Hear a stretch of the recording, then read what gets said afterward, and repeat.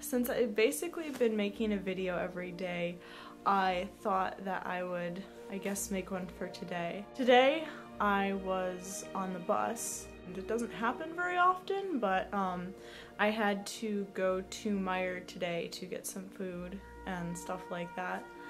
And so I ended up riding the bus. The bus is interesting because there are people on it, and sometimes they're really boring, and they're just like rich college students going to the mall, but sometimes they're interesting.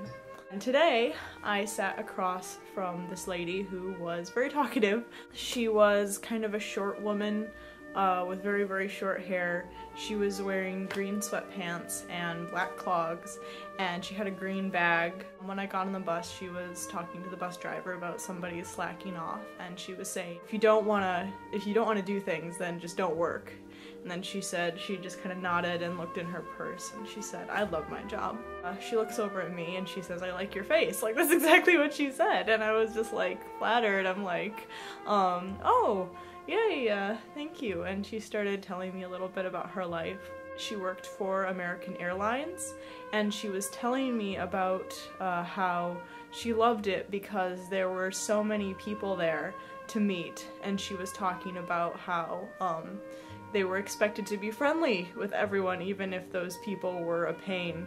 And she said that the frequent flyers, as she said, were especially interesting. When she worked for the airlines, they were very, very strict about weight. The way she said it was, well, planes are supposed to do this and not this.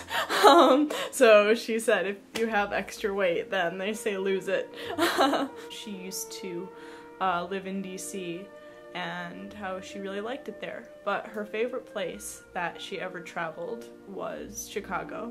So I asked her if she loved DC so much, why she came up here. From what I understood, she got a divorce and she moved away, and she was telling me that, you know, he was a nice guy and the divorce wasn't angry, and, or, you know, there were no hard feelings, and she probably shouldn't have gotten it in the first place. But she was talking about the man that she's with now, and how she hopes that he soon will ask her to marry him. He's a retired school principal from Grand Rapids, Michigan.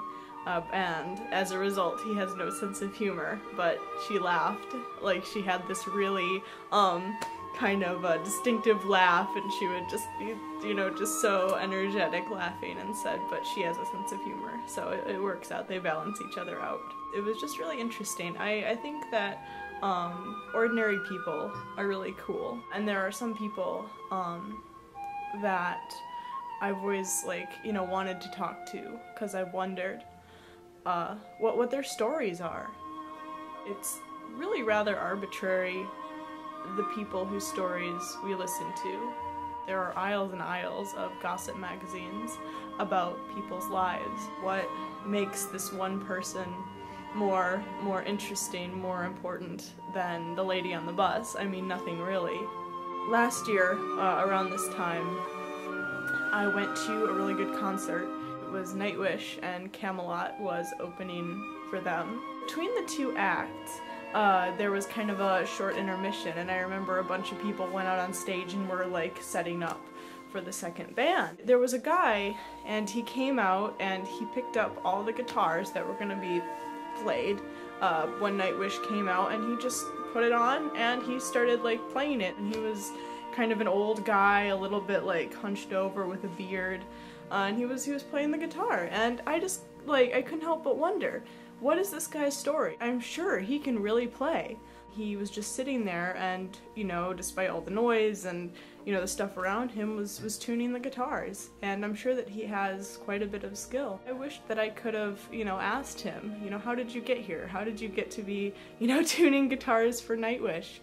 I mean, that's really cool, you know? I mean, it seems so mundane, but in the end, like, there are several billion people in the world, and they all have their own individual stories that are slightly different from everyone else's. Last year, first semester, I took photojournalism, and my professor was David Turnley. And if you guys have never heard of him, He's a world-renowned photojournalist, war photographer. The class was called Photographing Struggles for Social Justice. He's been all over the world and met so many people, and one of the things that he said to us that's important to remember is that, you know, no matter where you go, we're all humans, and I think one thing that we all universally appreciate once we learn to recognize it is each other's humanity. I go to a university that's very heavy on liberal politics and progressive politics and social justice type stuff. And a lot of it is really kind of boiled down to ideas that are important. But sometimes I worry that, you know, when blogging or writing or studying or just, you know, sitting around talking about struggles and oppression and social justice, that we really kind of take the humanity out of it. We talk a lot about lived experiences, but to what extent do we actually listen to people? Sometimes I wonder, as an activist, whether or not I'm actually being a just person. To what extent do I care about people? Do I have genuine compassion for people? And to what extent do I just enjoy activism? One of the things that David taught me in my photojournalism class is that a big part of social justice is listening to individuals and hearing people's stories and learning to care about them, no matter who they are.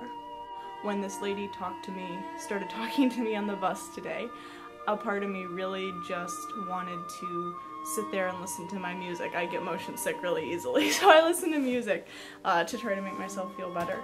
But I decided to sit there and ask her questions and listen to her stories. And I'm not sure that I can save the world doing that, but I feel like I learned something from her, you know. It's justice and humility, and it was really, really powerful to me, and I'm really grateful for the opportunity to be able to talk to this random person that I now know exists. I'm gonna stop rambling now, but I'm really, yeah, I'm happy, and